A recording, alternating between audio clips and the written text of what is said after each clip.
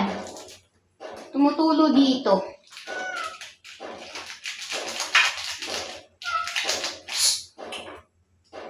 Tumutulo.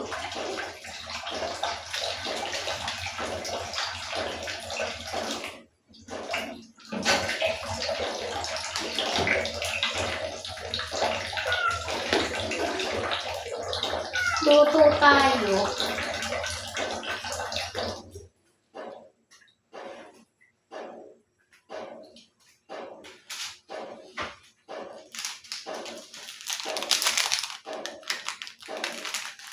Ako talaga nang gigigil.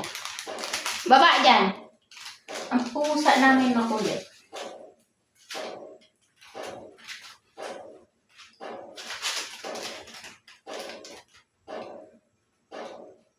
Yung tira yun na ano, nor sayang yung asin.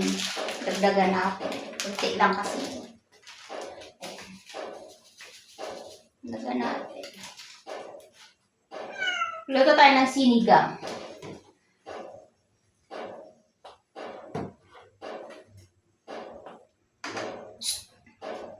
Tapos, nilagyan ko pala ng asin bago ko siya nilagay.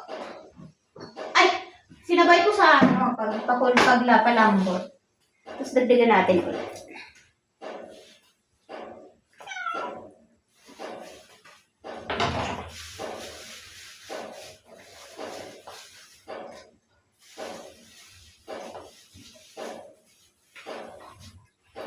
Tapos, ano pala guys, hindi na ako laging short. Minsan ano na ako, video na mahaba. Kasi, napaayos ko na yung cellphone. Makakabidyo na tayo.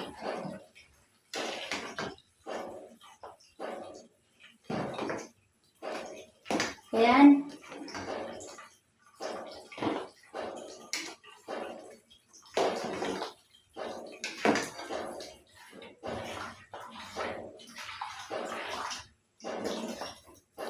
Tikman natin.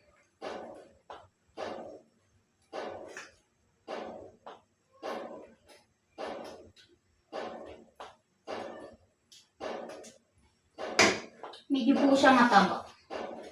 Dagdagan natin. Medyo matabang ng konti. Tapos, pag lumambot na itong okra, wala akong masyadong nilagay na ano, gulay. Shhh, baba! Ang kulit ng pusa. Mahulog ka dito! Baba! Wala akong masyadong nilagay na gulay. Okra lang at saka ayan. Yung siling green. Tapos, yung dahon ng ito. Dahon ng kangkong. Yung ano nito, tangkay, inadubo ko. Shhh! Baba! Inadubo ko siya.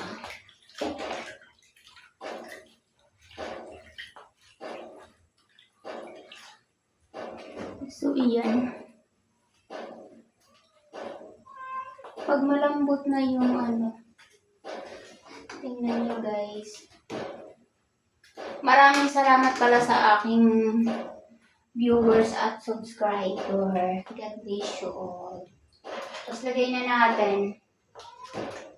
Tapos pag nilagay natin to, ay off na natin. Kasi mau-overcook yung dahon. Yung dahon naman ay init lang, ay maluluto na. So, after natin ilagay,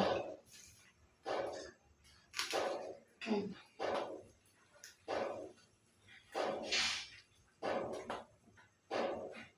So, off na natin. Kasi maluluto pa ang gulay kapag natagal pa yan sa mainit.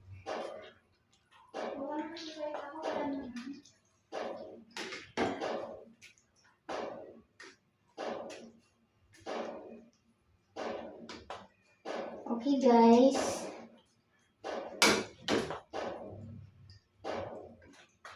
Ganyan po yan. Sinigang na buto-buto.